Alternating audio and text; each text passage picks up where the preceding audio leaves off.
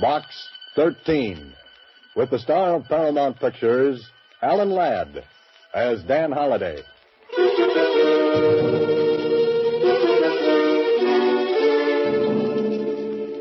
Box 13. Box 13. Box 13. Box 13. Well, this is great.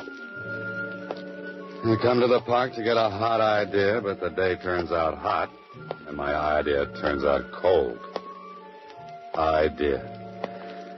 Well, I thought I'd find something different in a public park, and I did. A small boy mashing his ice cream cone against my brand new trousers. And all to meet a deadline. Deadline. Story idea. Why didn't I do what I should have done in the first place? Copy, boy. Hi, Mr. Holliday. Hiya. Hey, Smith, where's the lead on that fire? Hiya, Mr. Holliday. What do you say, Bill? Down towards that interview. Hiya, Dan. How are you, Joe? Where's the makeup on page 4? Hiya, Holliday. What's a good word, boy?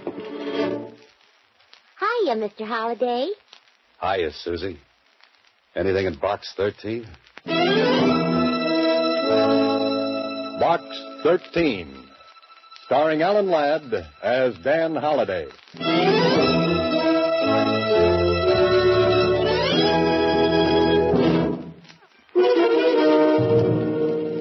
Now for Box 13, starring Alan Ladd as Dan Holliday.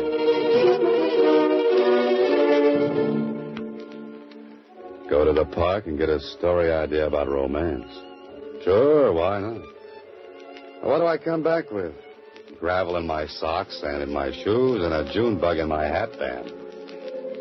Holliday, why didn't you pick a different profession like driving a coal truck?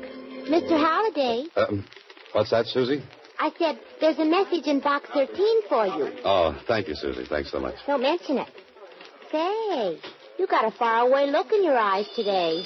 Yes, but only as far as the dry cleaners. Dry cleaners? Have you ever had a small boy wipe his ice cream cone off on your trousers? Oh, girls don't call them trousers. In our set, it's slack. So it is, Susie. So it is. Well, see you later. Okay, if you say so. But I still don't like that look in your eyes.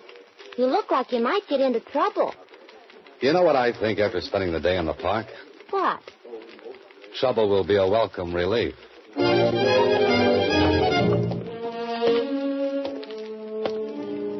Why did I ever have to decide to be a fiction writer? I could have stayed a newspaper reporter. I could have kept on writing those snappy obituary notices and worn a hat that turned up in front and shoes that did the same thing. Well, better see what's in this envelope.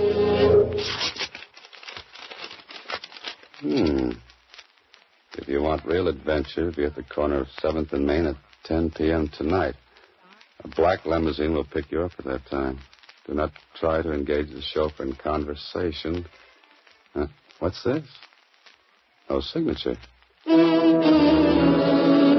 Oh, no signature.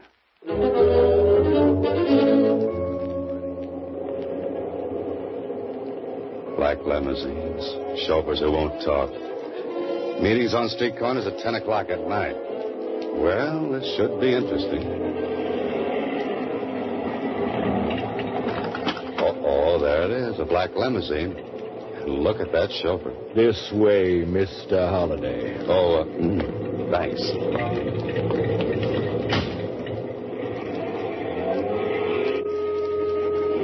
What a character this driver is.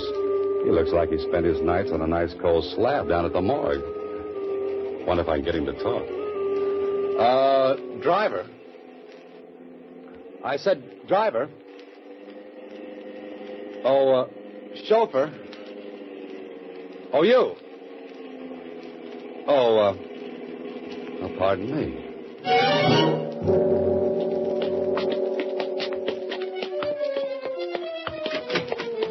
Through there, Mr. Holliday. So you do talk. I was beginning to wonder about that. This way, Mr. Holliday. Who's that? It's only me, Mr. Holliday. That black suit, it makes you almost invisible, you know. Yes, I know. Follow me. You're curious about the way you were brought here. Did it frighten you? Maybe. Maybe not. This room, please. My office. Well, this is very cozy. Well, I'm glad you find it so. To eliminate a lot of questions, I'd like to say this. I know all about you. All? You're a successful writer. Apparently you fear nothing, and I would presume that some of your adventures spring from that ad you run every week in the Star-Times. Did you find it interesting? Adventure wanted. We'll go any place, do anything.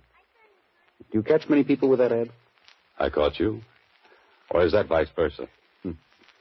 I had you investigated, Holliday. I know where you live, what you do. The newspapers have told me of your experiences.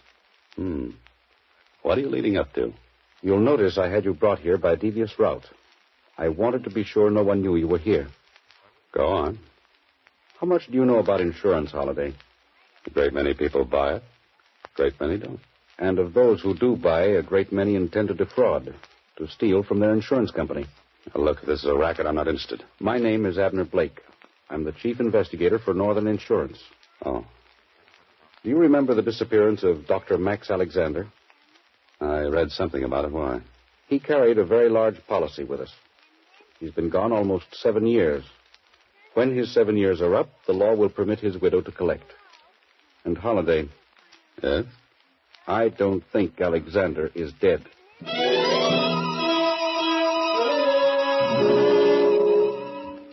This man has the coldest, frostiest eyes of any professional man-trailer I've ever seen. And he's loaded with energy.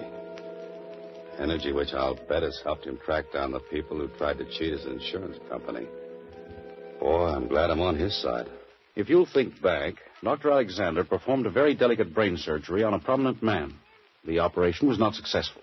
I remember that he was criticized in some circles for taking a chance. Immediately after the patient died, Alexander walked out of the operating room, the hospital, and so far as we've been able to prove, right out of this world. But I still feel that he's alive, somewhere. And you believe it's an insurance fraud? I'm sure it is. And I have a reputation, Holliday. No one has ever attempted to defraud Northern Insurance and has been successful. You, suspect Mrs. Alexander? Hardly. She's barely left her house in all these years. She receives no mail except from her daughter. Her daughter? She lives in New Mexico. What about your regular men? They've looked everywhere. They've come up with absolutely nothing. Police? Same thing. And you're afraid you'll have to pay off? No. Not if I have a smart man, a resourceful one, a man who can be as relentless as I am. And I think that man is you.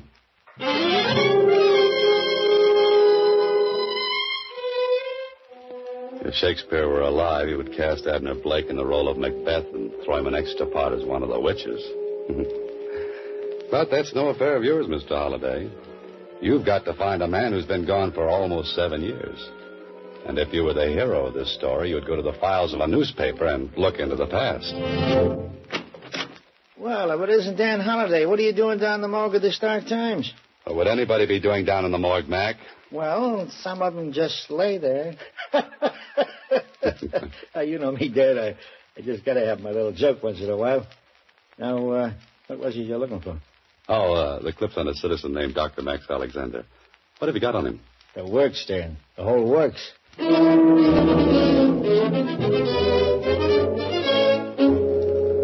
Prominent man dies following delicate operation. Doctor criticized for taking chance. Dr. Alexander walks out of operating room and disappears. Grief-stricken wife employs private investigators when police fail to find Dr. Alexander. Dr. Alexander given up for dead. Not a bad-looking citizen, the doctor. He's been shot from more angles than this Philadelphia at Atlantic City. Kindly eyes, intelligent face, strong chin. Yes, Doctor, when I see you, I'll know you. And I hope to see you soon. Yes. Oh, I'm Dan Holliday, Miss Alexander. I'd like to talk to you about your husband.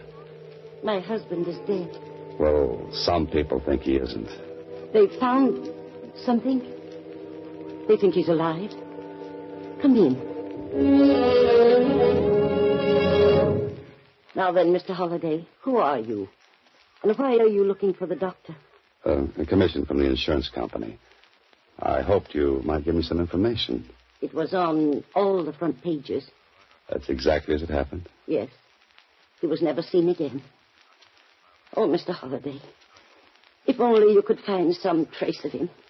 I'm going to try. You don't know how terrible it is. Almost 7 years. But still, I've had the feeling that he'll come back someday. You'll look for me, too. Well, of course. I miss him so. What about your daughter? After her father's disappearance, she couldn't stand it here in town. She went to our ranch in New Mexico. Oh? Her father's disappearance broke her heart. I pray you find him. Mrs. Alexander, so do I. Mrs. Alexander is a grief-stricken old lady. One who sincerely wants her husband back. So, where to look first? This is the build-up to the main story, Holiday, and if you're smart, you'll bring in all the characters. Where to, mister? I want a drawing room to Albuquerque, New Mexico. Well, Holiday, you've got a railroad ticket and an hour to make the train. Better get back to your apartment, a quick shower, pack your bag, and get on your way. We've been waiting for you, Mr. Holliday. Well, gentlemen, is this a pleasant intrusion? And I hope you are gentlemen. We were positive you wouldn't mind. Oh, of course not. People break in here regularly. Good. Sit down. If you don't mind, I like the air up here. As you wish. I understand you like to travel, Mr. Holliday. Travel? A wonderful pastime, travel. Ever think of South America? Often. You see, I'm a Carmen Miranda fan. How would you like to go to South America? For me. All expenses paid. For as long as you want to stay. What would I have to do? Just forget a few things. Like New Mexico? Particularly New Mexico. Give me about 2 weeks and I'm your man. You don't seem to understand. You're leaving tonight. Well, that's what I mean. But I'm going west. No, south. You and I would make a nice compass together. Now, suppose you point north and walk right out of this apartment. Oh, and don't forget your gorilla. You mean Spencer? If that's his name, I mean Spencer. You'll hurt his feelings talking that way. Well, that makes us even. Just looking at him hurts mine. Is it South America? In a way. At least I'm showing you the open-door policy. Now, get out, you and your gorilla. Spencer. I wouldn't recommend that. So? I said get out. Have you ever stopped to consider something, Mr. Holliday? What? You may never get to New Mexico.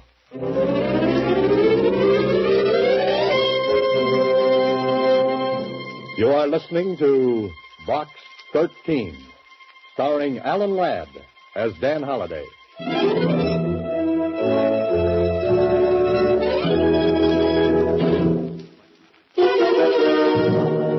And now, back to Box 13, starring Alan Ladd as Dan Holliday.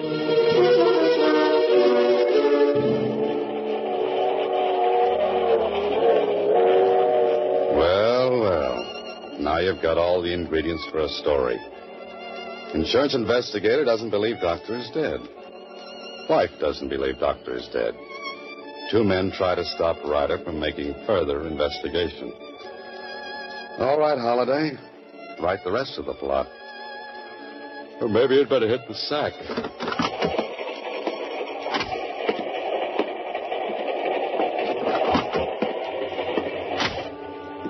This is very pleasant. I've got a comfortable drawing room, and I'll bet it's got 1,000 springs to ease my worries.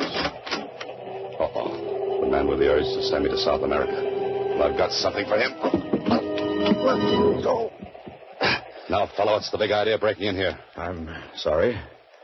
I must have come into the wrong drawing room. You came into the wrong apartment a couple of hours ago. Now, what do you want? I just want to go to sleep. In my traveling bag? I was looking for my razor. I wanted to shave. You just had a close one. Come on. Where? To find out if you got space in this train. If you haven't, we'll make some for you. Under guard in the baggage car.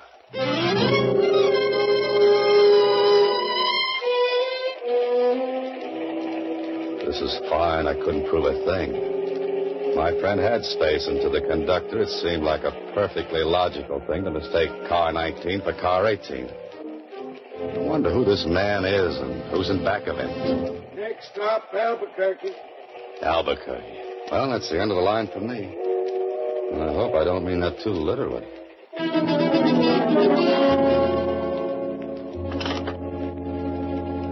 Long distance? I want to speak to Catherine Alexander at the Bar Cross Bar Ranch just outside of Valmont. Yes.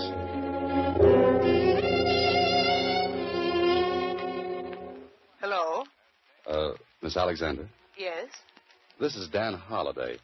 Wonder if I might come out to the ranch and see you. Oh, you're the man who's looking for Father. Mother wired me about you. Was it complimentary? Mother said she believed if anyone could find Dad, you could. Come right out. I want to talk to you. And I want to talk to you.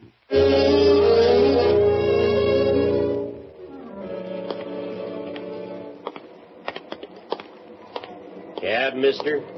Yeah, ever hear of Valmont? Sure did. Know where it is? Sure do. Very far? Sure is. Can you take me there? Sure can. You got enough money to pay for the trip? Sure have.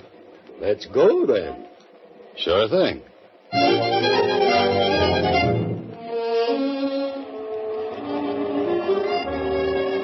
This is New Mexico, Holiday. Breathe deeply and treat your lungs to a shot of straight ozone. 20 miles to Valmont, and all you've seen on the whole trip is 4 buzzards, 3 in the air, and the 1 driving. And if he's a cab driver, I'm a flying disc. Car behind. Yeah, so I hear. Wants me to pull over. Don't do it. Know them fellas? One of them is Spencer. Friend of yours? That depends on what you mean by friend. I gotta pull up. Those guys are gonna run me into the ditch. Can you fight? Nope. Then can you recommend a good dentist? What for? Something tells me that when this is over, I'm going to need a new set of teeth.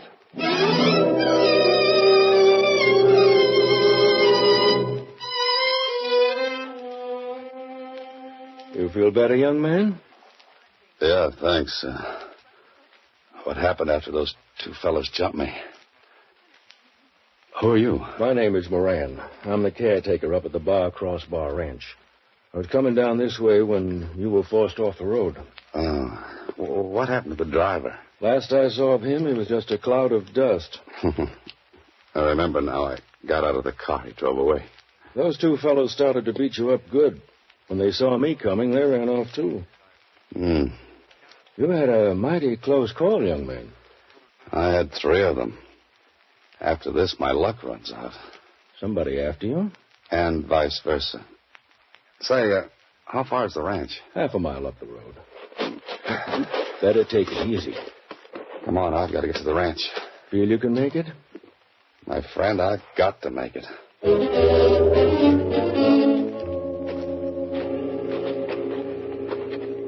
This is not good. Spencer and his gorilla followed me all the way out here, trying to stop me at every turn. Maybe I'm getting warm. But if that's true, why hasn't someone else found Dr. Alexander? Here's the ranch house, Mr. Holliday. They say Miss Catherine was expecting you? Yes, but hardly in this condition. You're Dan Holliday? Oh, what happened? You're all beaten up. So this is Catherine Alexander. What a beautiful girl. And what beautiful eyes. You'd better lie down, Mr. Holliday. You're badly hurt. Oh, no, thanks, Miss Alexander. I don't feel that bad. I just look that way. Anything more I could do, Miss Kathy? Oh, no. No, and thank you so much. If you hadn't come along, Mr. Holliday might have been badly injured. Perhaps fatally. Thank you, Miss Kathy. Now then, how about a hot shower? You can get a rub down and change of clothes. Miss Alexander, you read a man's mind. Sometimes that's a pleasure. Depending on the man. You're depending on me? What do you think?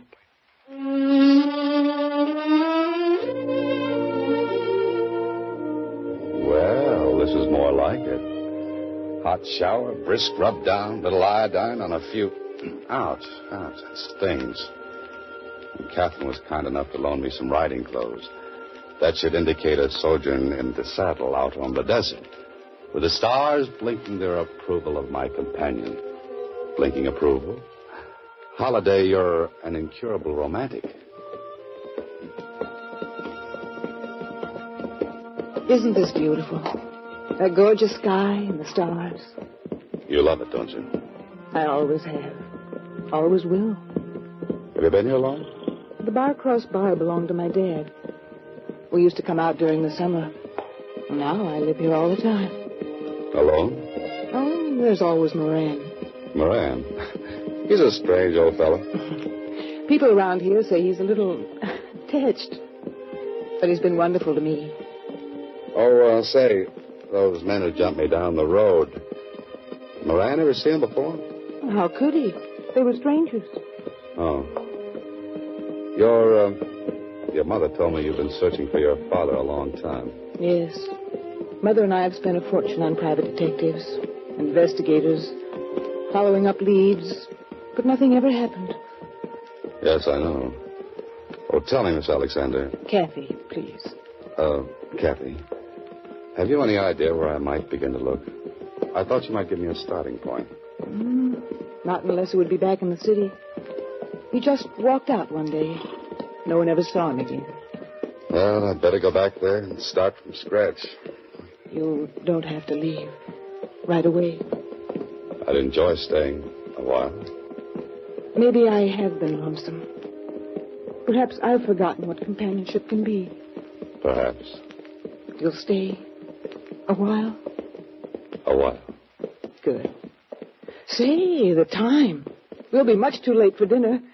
Come on, I'll race you. You're on. Hurry or I'll beat you. I'm at the corral gate already. Kathy, look out!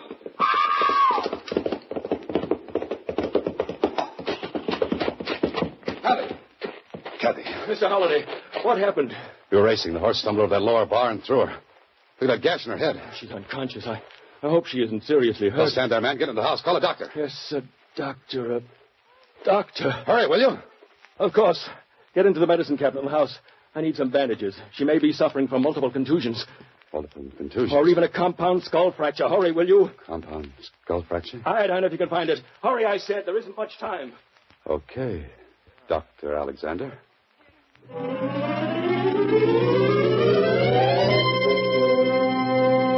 You are listening to Box 13, starring Alan Ladd as Dan Holliday.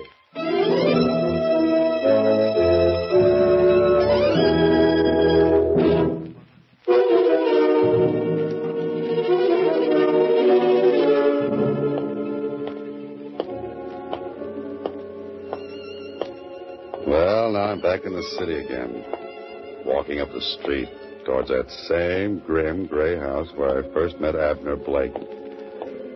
Up the steps, Holiday, and write the final chapter. That was a nice job, Holiday. I was nice about it. What do you mean? You didn't see the look in Dr. Alexander's eyes when he recovered his mind. And that lovely, lovely girl being mixed up in a deal like this. If you feel sorry for her, you're making a big mistake. Yes, I know. She was following him the day he walked out into the country. She'd almost caught up with him when a hit-and-run driver knocked him down. That's when she got the idea for the Disappearance Act. Why not? The doctor's face had been so damaged no one would ever recognize him. And he'd lost his memory to top it off. We've got the daughter and the mother in custody. Just think, if she hadn't have fallen off that horse, I might never have been able to prove that Dr. Alexander was alive. I know. Hiding him on his own ranch was the daughter's idea, too. Why not? No one would pay attention to an old man puttering around the place. I've got a story, and I don't like it. Mother and daughter hired amnesia victim to collect insurance. Oh, excuse me. Blake speaking.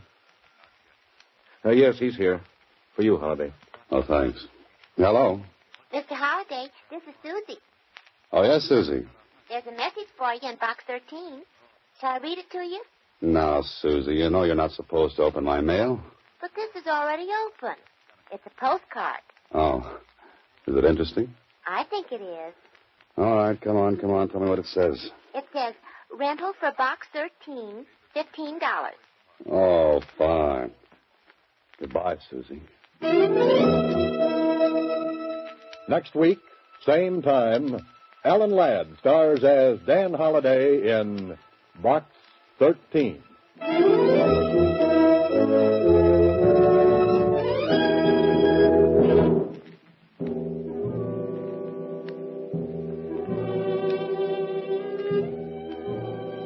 Alan Ladd appears through the courtesy of Paramount Pictures and may currently be seen in Wild Harvest.